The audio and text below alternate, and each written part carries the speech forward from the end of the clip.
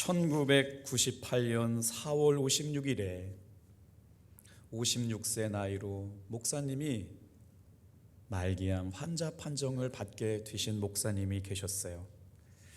온몸에 암이 퍼져서 사경을 헤매면서 하나님 앞에 간절히 기도하고 있는 제목이 있었답니다.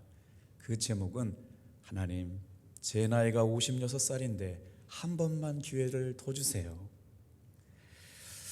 다시는 강단에 설 수 없다는 위기 앞에서 이미 콩팥은 암으로 다 전이가 됐고 암세포는 무섭게도 내장에 퍼져나갔으며 관절을 썩게 했고 이제 남은 시간이 6개월밖에 남지 않았다는 시한부 판정을 받았던 그 목사님은 눈물로 하나님 앞에 기도하며 하나님, 저에게 한 번만 기회를 더 주세요. 제 나이 56입니다. 하나님께서 오라고 하시면 가시겠지만 하나님께서 기회를 한 번만 더 주시면 제가 잘 해보겠습니다. 그때 새벽에 하나님의 음성이 들렸답니다. 이번 한 번만은 너를 살려준다. 그런데 이전같이 목회하면 안 돼. 말로만 지식으로만 목회하면 안 된다. 직접 체험한 하나님의 생명의 말씀으로 전해라. 그래야 너도 살고 성도들도 산단다. 그 목사님은 그렇게 6개월 시한부 판정을 받으셨다가 한 1, 2주 정도를 목회하셨다가 금방 주님의 부르심을 받으셨대요. 사랑하는 성도 여러분, 우리의 삶에 주님께서 어떻게 찾아오실까요? 오늘 이 예배 가운데 이 귀한 시간 주님의 은혜로 예배 자리에 나와 있는 성도 여러분, 여러분은 어떻게 오늘 하나님을 만난다고 고백할 수 있을까요? 다 같이 한번 따라해 볼까요? 오늘 예수님을 깊이 만나라. 아까 말씀드렸던 목사님은 이제 콩팥도 제거되고 암도 제거되고 다리도 절단하고 인공관절 수술까지도 하셨는데 마취가 꿰어날 때 주님의 음성이 들려왔답니다. 내가 너를 붙들었노라. 그리고 일주일 만에 수술하시고 주님의 품에 안기셨대요. 여러분, 주님은 어떻게 우리의 삶에 찾아오시느냐? 말씀으로 찾아오십니다. 얼마나 두려우세요? 이번 한 번만은 내가 너를 살려준다. 그런데 예전처럼 그렇게 목회하면 안 된다. 그래야 너도 살고 성도들도 살 수 있다. 사랑하는 성도 여러분, 이전처럼 신앙생활 하지 말고 정말 전심으로 뜨겁게 하나님을 예배하고 들려주시는 말씀에 민감하게 반응하는 저와 여러분들 되기를 축복합니다. 오늘 저는 본문의 말씀을 통해서 깊이 예수님을 만난 사람들의 이야기를 나눠보려고 그러는데요. 우리 한번 성경책을 펴시고 히브리서 1장 1절부터 3절. 여러분, 저는 이 말씀을 준비하면서 굉장히 은혜가 됐던 게 뭐냐면 저한테 물어볼 거 아니에요. 목사님은 어떻게 하나님을 만나세요? 저는 말씀으로 하나님을 만납니다. 히브리서 1장 1절부터 3절의 말씀 제일 빨간 줄로 여러분 뭐라고 써 있는지 아시죠? 다 같이 한번 따라해 볼까요? 하나님이 아들을 통하여 말씀하시다. 아멘. 여러분, 혹시 하나님께서 오늘 나에게 말씀하시는데 지금 졸리면 되겠어요? 여러분, 잠이 오세요? 하나님이 지금 나에게 말씀하시는데 무슨 말씀하시고 싶은지 듣고 계시고 듣고 싶지 않으세요? 여러분, 오늘 말씀으로 찾아오시는 주님의 음성을 정말 천천히 한번 읽어볼게요. 시작. 옛적의 선지자들을 통하여 여러 부분과 여러 모양으로 우리 조상들에게 말씀하신 하나님이 이 모든 날 마지막에는 아들을 통하여 우리에게 말씀하셨으니 이 아들을 만유의 상속자로 세우시고 그로 말미암아 모든 세계를 지으셨느니라. 이는 하나님의 영광의 광채시요 그 본체의 형상이시라. 그의 능력의 말씀으로 만물을 붙드시며 죄를 정결하게 하시는 일을 하시고 높은 곳에 계신 지극히 크신 이의 우편에 앉으셨느니라. 이 말씀을 가지고 예수님을 깊이 만난 사람들에게 어떤 은혜가 임했는지를 생각해 보려고 그래요. 중국 칭화대에서 사람의 식습관이 기억력을 감퇴시킨다는 연구 결과를 최근에 발표했거든요. 그러면 어떤 식습관이 사람의 기억력을 감퇴시킬까요? 음식을 짜게 먹는 식습관이 우리의 기억력을 나쁘게 만든다라고 하는 거예요. 50세 이상의 남녀 4,213명을 조사를 했거든요. 그래서 음식을 먹는 건강과 영양 보고서를 연구를 해서 그 50세 이상의 4,000명에게 10가지 단어를 주게 했대요. 나트륨을 5,593mg 먹은 사람들, 그 대신에 하루에 칼륨을 1,635g을 먹게 한 사람들을 통해서 10가지 단어를 비교하고 어떻게 암기하는지를 조사했다거든요. 근데 놀랍게도 소금을 많이 먹은 사람들은 기억력이 15배, 1.5배가 더 기억하지 못했다고 그러고, 칼륨을 많이 먹은 사람들은 훨씬 더 기억력이 좋다고 그래요. 그러면 칼륨이 많이 들어가 있는 음식 한번 보실래요? 성탄절에 칼륨 많이 들어간 음식 드세요. 별로 이렇게 감흥들이 없으시네요. 한번 보세요. 뭐예요? 근데 이상해요. 똑같이 그림을 4개를 보여드렸는데 항상 시금치를 먼저 말씀하시네요. 또요? 네, 당근, 바나나, 브로콜리. 제가 이 사진을 보여드린 일이 있어요.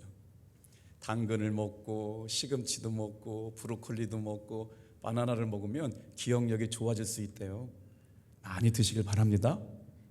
그런데 하나님의 은혜를 살아가는 사람들, 하나님의 은혜와 말씀을 잊고 살아가는 사람들에게는 뭘 먹어야 하나님을 기억하고 예수님을 묵상하게 될까요? 수준 있어요. 그래서 오늘 이 시간 여러분과 나누려고 그래요. 다 같이 한번 따라합시다. 아멘약 드세요. 오늘 예배 시간을 통해서 저와 여러분의 마음속에 말씀으로 찾아오시는 예수님을 깊이 만나기를 축복합니다. 자, 오늘 어떻게 하면 이 말씀을 묵상하면서 예수님과의 깊은 만남을 통해 삶에 일어나는 변화와 기적을 누리며 살아갈 수 있을까를 묵상하게 될 텐데요. 그 대답을 말씀을 묵상하면서 위로받았어요. 다 같이 한번 따라해 보겠습니다. 하나님은 아들을 통하여 말씀하신다. 그렇기 때문에 저에게 묻는 분들이 있을 거예요. 목사님은 오늘 예수님을 어떻게 만나고 살아가세요? 대답할 수 있는 근거가 있어야 될 거 아니에요. 뻥치면 안 되잖아요. 희망 고문하면 안 되잖아요. 목사님은 예수님과 오늘 동행하고 계신가요? 라고 묻는다면 대답을 해줘야 될 거 아니에요. 그런데 히브리서 말씀을 묵상하면서 위로를 받고 대답을 찾았어요. 다 같이 한번 따라합시다. 하나님은 아들을 통하여 말씀하십니다. 그러니까 아들을 통하여 말씀하시는 말씀이 믿어지고 말씀에 순종하게 될 때 오늘은 우리가 깊이 예수님을 만날 수 있다고 말할 수 있지 않을까요? 대강절을 준비하면서 평상시에는 읽지 않지만 제 책꽂이 뒤편에 꼽혀있는 A.W. 토저라고 하는 목사님의 책을 읽게 되었는데, 제가 로마서를 많이 읽으면서 복음의 핵심이 로마서에 있다고 생각을 했거든요.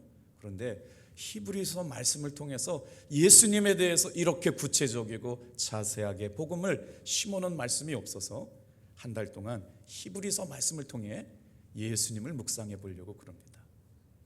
여러분, 빌립보 교회에 복음을 전했을 때 사도 바울이 복음을 전했거든요. 복음을 전했을 때 두 부류의 사람이 생겨났어요. 한 사람은 예수님의 복음을 배척하는 사람들이 있었고 믿지 않으려고 하는 사람들이 있었는데, 그 사람들이 누구였냐면 유대인들이었어요. 그런데 사도 바울이 복음을 전할 때 어떤 역사가 일어나느냐, 사도 바울이 전한 복음을 그대로 믿는 이들이 있었습니다. 그들이 누구였냐면 빌립보 교회 성도들이었어요. 그런데 그 복음을 받아들인 사람들의 삶에 어떤 일이 일어나느냐, 삶이 변하고 인생이 변하고 가치관이 변하는 일들이 있었다고요. 오늘 12월 첫날 첫째 주 예배를 드리면서 다시 한번 우리가 다 같이 한번 따라해 볼까요? 예수님을 깊이 만나면 삶의 변화가 일어납니다. 그래서 사도 바울이 자신이 전한 복음을 믿었던 사람들과 하나님과 만나고 예수님과 만나며 인격적인 변화를 일으키면서 뭐라고 표현해놨느냐, 이렇게 표현해놨어요. 다 같이 한번 따라해 주시겠어요? 예수님의 심정을 경험한 첫날.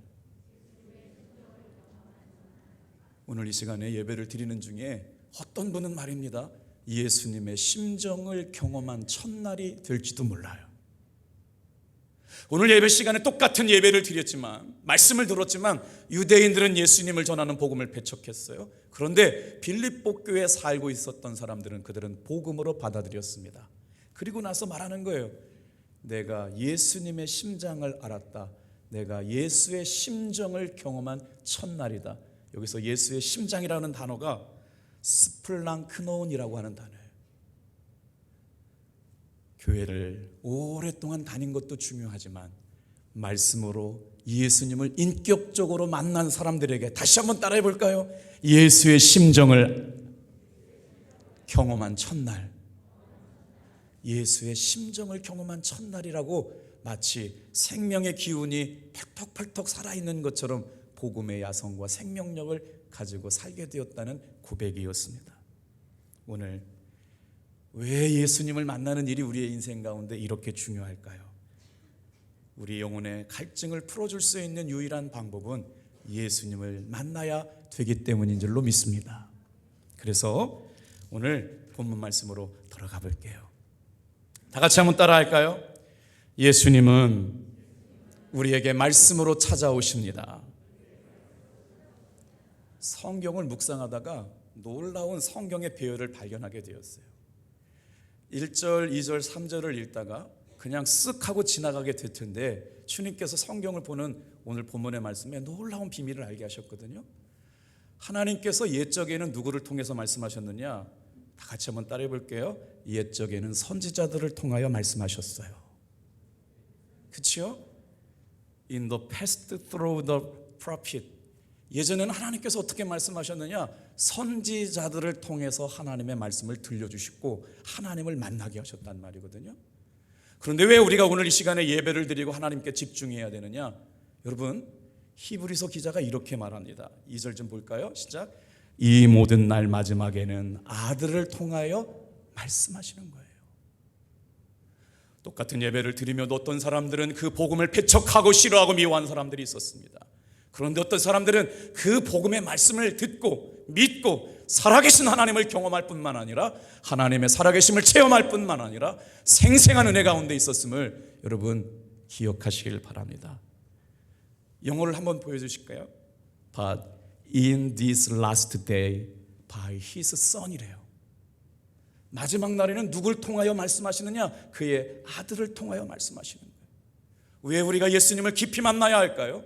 왜 우리가 다시 오시고 왕으로 오신 예수님을 만나야 할 뿐만 아니라 재림주로 오시는 예수님을 깊이 만나야 할까요? 그때 마지막에는, 마지막 때는, 마지막 날에는 아들을 통하여 말씀하시기 때문에 오늘 교회만 왔다 갔다 하는 신앙인이 아니라 예배 시간에 들려주시는 말씀이 들려지길 바라고 예수님 안에서 인격적으로 말씀의 심령이 우리 가운데 새겨지는 시간 되기를 주님의 이름으로 축복합니다.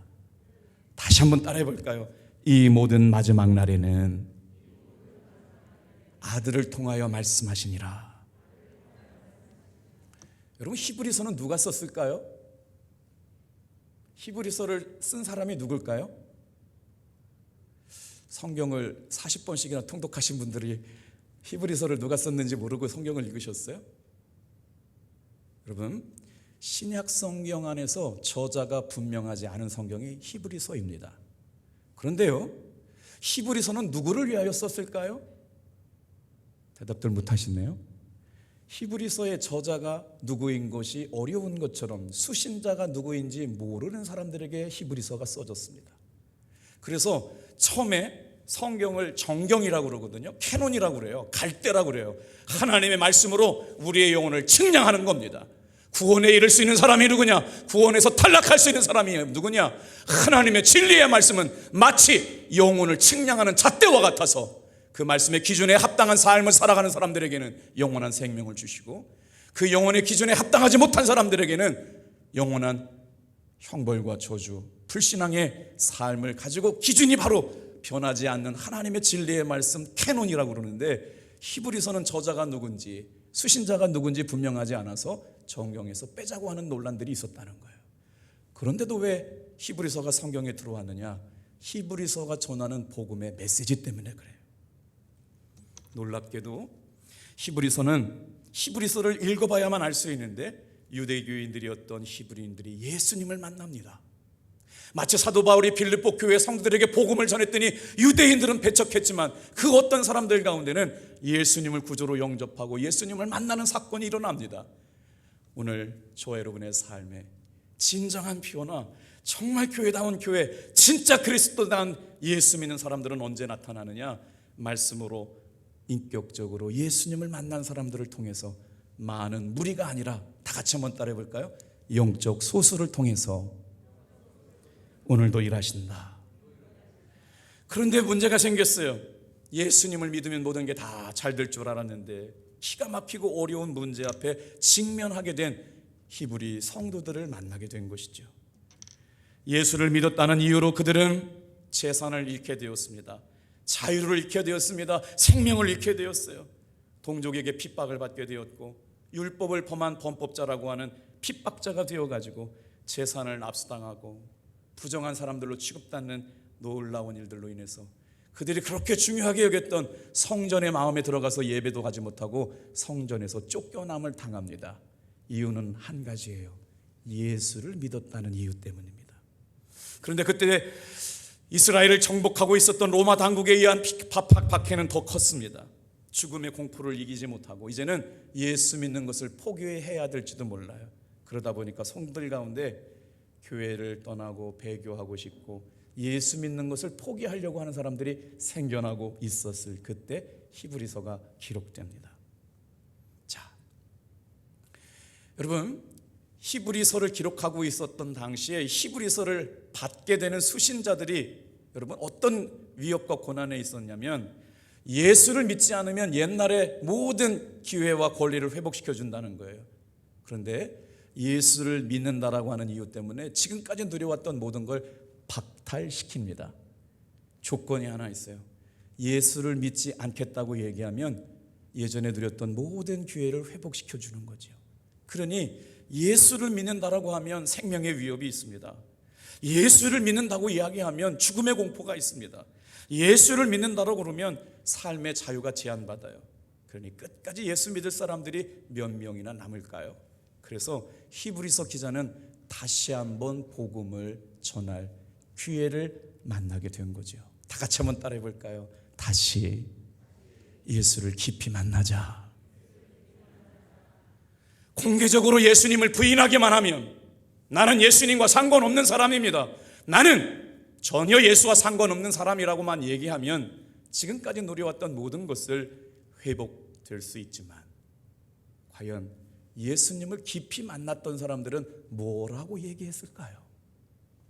자, 오늘 이 말씀을 붙잡고 세 가지를 묵상해 보려고 그러거든요. 다 같이 한번 첫 번째로 따라해 볼까요? 변하지 않는 믿음의 능력을 의지해야 합니다. 우리가 어떻게 예수님을 깊이 만날 수 있을까요? 변하지 않는 믿음의 능력을 의지하는 사람들에게 예수님은 깊이 만나 주셨거든요. 자, 성경책을 펴보세요. 놀랍게도 히브리서 1장 1절에서 3절 안에 자기가 만난 예수님, 우리가 만나야 될 예수님, 예수님이 우리가 믿는 믿음의 고백이 어떻게 우리의 삶에 다가왔느냐, 6가지 모습으로 예수님을 설명하고 있어요. 자, 한번 저 여러분들 말씀에 밑줄 쳐가면서 따라와 볼게요. 첫 번째, 이 아들을 만유의 상속자로 세우시고. 세상을 누가 창조하셨다고 믿어요? 하나님께서 창조하셨잖아요. 하나님께서 창조하실 때 하나님만 창조하시 아니하시고 같이 창조하신 분이 누구냐? 예수님이십니다. 그래서 히브리서 성도들과 믿음의 능력을 공유하기를 원하며 말씀을 통해서 예수님을 만난 사람들의 믿음의 고백은 만유의 상속자로 예수님께서 우리에게 찾아오셨다. 언제? 그리고 나서 따라오는 단어가 두 번째입니다. 따라해보세요. 그로 말미암아 모든 세계를 지으셨느니라. 우리는 창조주 하나님만 생각하게 되는데, 하나님께서 천지를 창조하실 때 누구랑 같이 창조하셨느냐? 예수님과 함께 창조하셨대요. 창세전에 이것은 이미 약속된 일이었어요. 그리고 나서 만유의 상속자로 예수님을 세우시고 말씀을 통하여 오늘 저와 여러분들을 만나려고 이 예배 가운데 와 계신 것이죠. 우리 한번 3절을 다시 읽어보면 그냥 쓱 하고 지나갔던 말씀이 아니라 우리가 붙들어야 될 말씀이 여러분 믿음의 능력으로 우리의 심령 가운데 새겨지길 바랍니다. 우리 3절 같이 읽게요. 시작. 이는 하나님의 영광의 광채시요 그 본체의 형상이시라. 그의 능력의 말씀으로 만물을 붙드시며 죄를 정결하게 하는 일을 하시고 높은 곳에 계신 지극히 크신 이의 우편에 앉으셨느니라. 예수님을 뭐라고 표현하셨냐면요, 이렇게 표현했어요. 하나님의 영광의 광채예요. 하나님의 본체의 형상이요. 하나님을 만날 수가 없어요. 하나님을 볼 수가 없어요. 그런데 예수님을 통해서 누굴 보느냐? 하나님을 봅니다. 예수님을 통해서 누구를 만나느냐? 하나님의 말씀을 듣습니다. 오늘 이 예배 가운데 나와 있는 사랑하는 성도 여러분, 정말 말씀마다 예배 시간마다 주님의 말씀을 통하여 살아계신 하나님을 보게 될 줄로 믿습니다. 세상 사람들이 예수님을 보여달라고 그러잖아요. 하나님이 하시는 일을 보이게 해달라고 그러잖아요. 그랬더니 내가 하는 일이 주님의 일이래요. 하나님의 일이래요. 하나님은 존재를 드러낼 수 없는 분이셨음에도 불구하고 하나님은 예수님을 통하여 영광의 광채를 드러내시고 그 본체의 형상을 예수님을 통해서 알게 하셨다는 거예요. 이걸 바로 성부, 성자, 성령 삼위일체 하나님이 오늘 이 예배 시간에도 일하시는 방법인 줄로 믿습니다. 자, 그 다음에 네 번째 말씀이요. 오늘 히브리서 말씀을 묵상하면서 저는 네 번째 예수님을 만난 사람들의 믿음의 고백, 저는 이 말씀이 너무 좋았어요. 같이 한번 읽어볼게요. 시작. 그의 능력의 말씀으로 만물을 붙드시며. 오늘 이 예배 자리에 나와 있는 성도 여러분을 누가 붙들어 주셔요? 성령께서 말씀으로 붙들어 주십니다. 오늘 이 시간에 저와 여러분의 삶에 누가 여기에 은혜 자리에 나와 있게 있느냐? 말씀으로 저와 여러분들의 영혼을 붙드시고 유지시켜 주십니다. 영어 표현이 이 말씀을 더 쉽게 은혜롭게 얘기해 주거든요. 한번 보여주시겠어요? Sustaining all things by His powerful word라고 써 있어요. 이 말씀을 어떻게 표현할 수 있을까요? 예수님의 말씀으로 찾아오시는데 그 말씀은 뭐라고 표현했냐면 우리는 그냥 만물을 붙들어 주시는 능력의 말씀이라고 얘기했잖아요.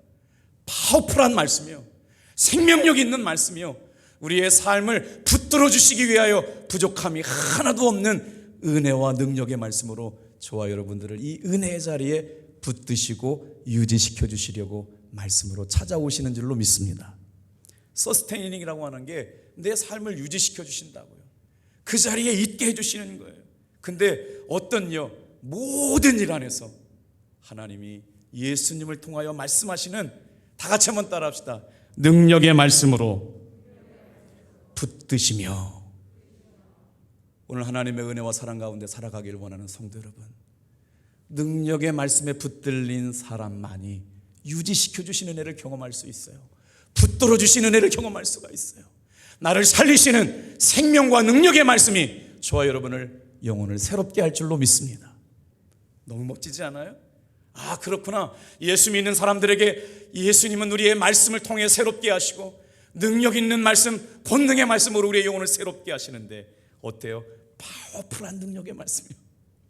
성경의 말씀은 파워풀한데 저의 모습은 이렇게 파워풀하지 못한지 모르겠네요. 여러분 느껴지세요?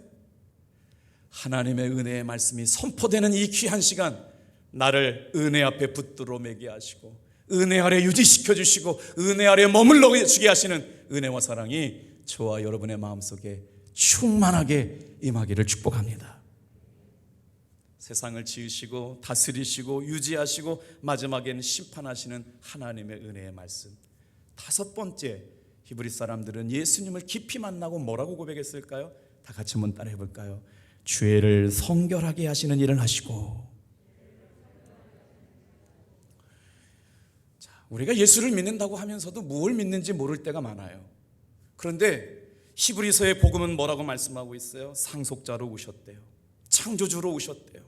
그리고 하나님의 영광의 광채의 모습으로 오셨고 본체의 형상을 가지고 오셨는데 그분이 어떤 일을 하시느냐?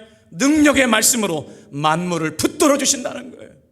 때론 약하고 때론 넘어지고 때로는 실패하고 때로는 눈물 나지만 주님의 은혜 앞에 나와서 믿음의 도리를 굳게 하고 하나님을 예배하는 성도들을 여러분 다 같이 한번 따라해 봅시다. 붙들어 주십니다.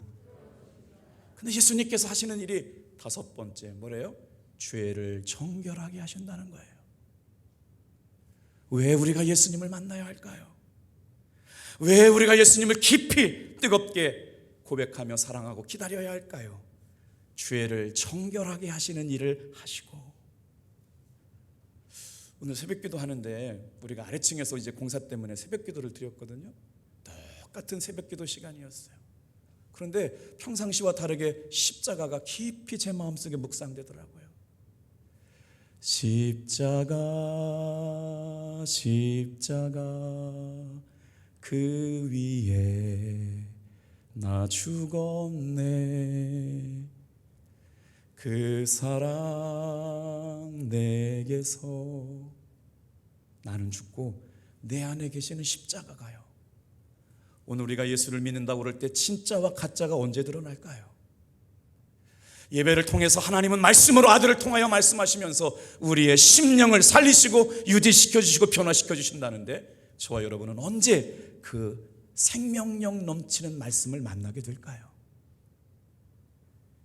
죄를 정결하게 하시는 십자가의 복음의 능력 아래 여러분 순종하시기를 축복합니다. 의지하시길 바랍니다. 주님을 바라보시길 바랍니다. 그리고 나서 그 주님은 어디에 계시느냐?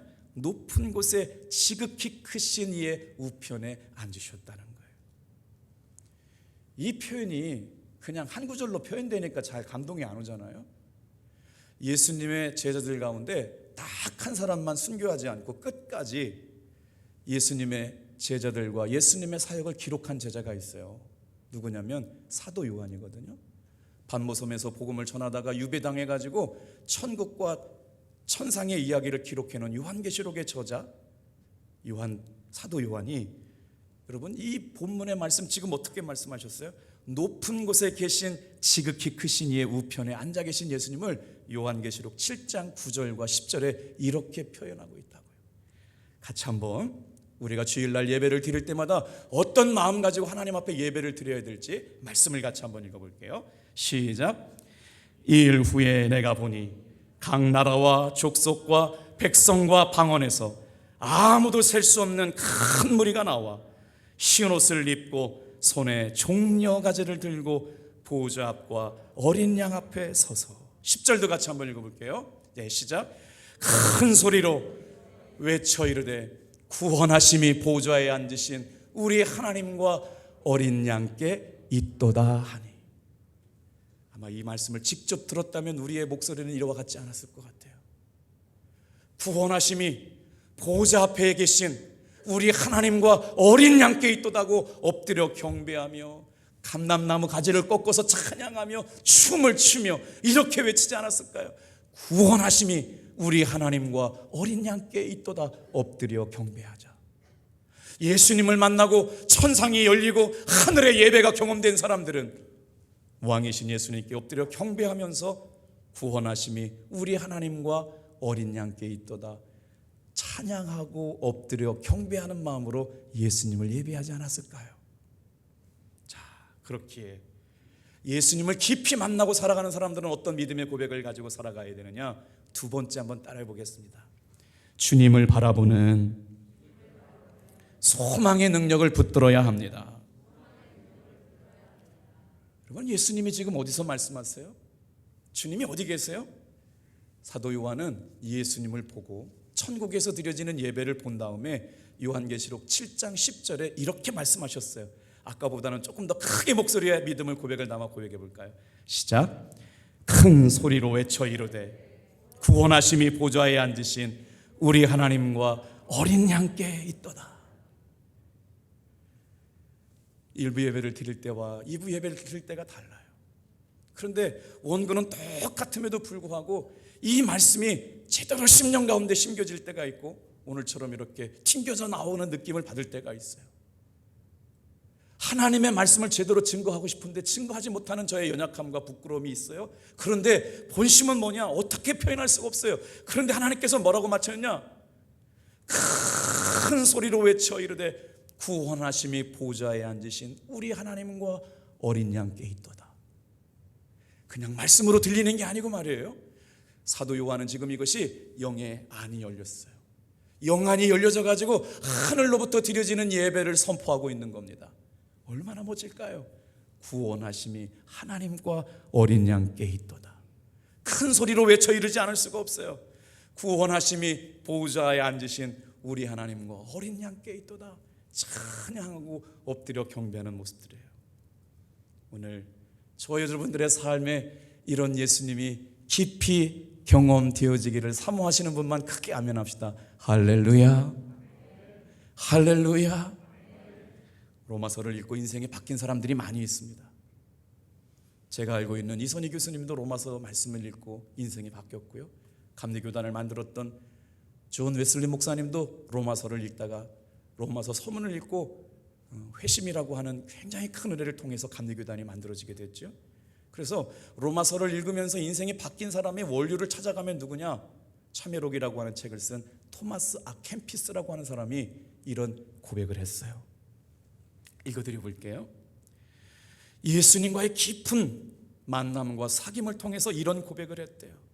그분의 임재를 진심으로 구하는 마음 안에 우리의 인간의 마음속에 있다는 것을 알게 되고, 그분의 임재를 구하는 모든 노력을 방해하는 것들이 예수 그리스도 안에서 극복되었다. 설명을 해드렸는데 전혀 이해하지 못하는 분위기예요. 내가 예수님을 깊이 만나려고 그러고 내가 예수님의 임재 속으로 들어가려고 하는 모든 노력들이 내 안에 있다는 것을 주님이 아신다는 거예요. 노력도 해보고 힘도 써보고 애도 써봤는데 끊임없이 좌절되었던 그 모습 안에서 그 모든 노력이, 다 같이 한번 따라합시다. 그리스도 예수 안에서 극복되었다. 무슨 말이냐면 만나려고 하면 예수님의 은혜 가운데 만나 주시겠다는 것이죠. 그가 이런 고백을 합니다. 은혜의 보좌를 찾는 자들은 어디서나 그 보좌를 발견할 것이다. 기도를 생활화하면 어디에나 하나님은 계시다. 건강할 때나 병이 들었을 때나 부유할 때나 가난할 때나 기도로 그분을 의지하면 그분은 어디에나 계신다. 내 영혼이 힘들고 어려울 때마다 내 아버지께 나아가 기다려라. 그분은 모든 기도에 응답하실 것이며, 다 같이 한번 따라합시다. 그분은 어디에나 계신다. 히브리서를 기록하고 있는 믿음의 사람들이 한 단어로 히브리서를 정리한다면 뭐라고 고백했을까요? 이렇게 고백했을 것 같아요. 다 같이 한번 따라할까요? 예수님 한 분이면 충분합니다. 예수님 한 분이면 충분하다고 고백하면서 이렇게 고백하지 않았을까요? 여러분 엄지손가락 한번 들어보세요. 예수님이 최고이십니다. 오늘 저 여러분의 과연 예수님이 여러분의 인생에 한 분이면 충분한가요? 예수님이 내 삶의 최고가 되셨는가요? 지난 주일날 예배를 마치고 아내와 이런저런 교회를 하고 있을 때 문자 한 통이 띡 하고 왔어요. 우리 교회에 와서 처음 예수를 믿는 사람이래요. 목사님, 주일날 예배 드리는 것이 기다려져요. 주일날 말씀을 통해서 성경을 더 깊이 알고 싶어졌어요. 어디 가서 성경을 배울 수 있을까요? 오늘 이 시간에 저는 제가 가지고 있는 노력으로 아무리 최선을 다해도 설교는 잊혀질 수밖에 없습니다. 성전문을 열고 나가면 오늘 목사님이 뭔 얘기는 했는데 기억에 남지 않아 라고 할 수밖에 없어요. 제가 할 일은요, 이 예배 시간을 통해서 예수님과 여러분이 직접 만나게 되기를 축복합니다. 저는 잊혀져도 좋아요. 그러나 저 목사의 마음속에 예수님을 향하여 성도들과 말씀으로 만나고 인격과 인격이 만나서 하나님이 말씀을 통해서 그 아들 예수 그리스도를 통하여 나를 만나라고 찾아오는 이 예배 시간에 생명의 말씀이 들려지면 그만입니다. 뭐라고 말씀하실까요? 이 은혜를 경험한 사람들은 예수님이 최고라고 말하고 예수님이 전부라고 말하고 예수님이 한 분만 내 삶의 주인 되시면 충분하다고 말하는 사람들이 되었다는 것이죠. 이런 사람들의 믿음의 고백은 달랐습니다. 인생이 달라졌습니다. 영혼이 달라졌습니다. 자, 그래서 마지막으로 한 번만 더 읽어주세요. 따라하겠습니다. 그리스도에 대한 사랑을 드러내는 능력입니다. 이제 말씀을 정리하기 전에요, 이 말씀을 듣고 살았던 믿음의 사람들이 어떤 삶에 처해졌는가를 한번 보고 마칠까요? 세상에 예수 믿는 사람들이 자신의 삶에 일어난 놀라운 변화가 있었어요. 자, 어디 말씀 볼까요? 다 같이 한번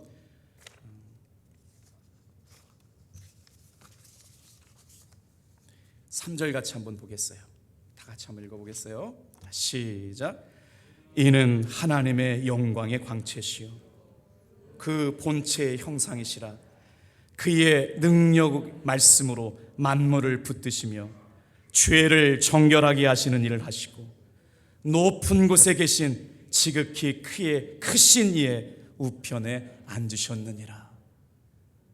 하나님을 볼 수 없는 시대에 하나님을 보게 되고, 하나님을 만날 수 없는 시대에 하나님을 만나고, 하나님을 경험할 수 없는 때에 말씀으로 찾아오셔서 일하시는 주님의 은혜가 오늘 예수님의 오심을 기다리는 모든 성도들에게 깊이 임하게 되기를 주님의 이름으로 축복합니다. 기도하겠어요.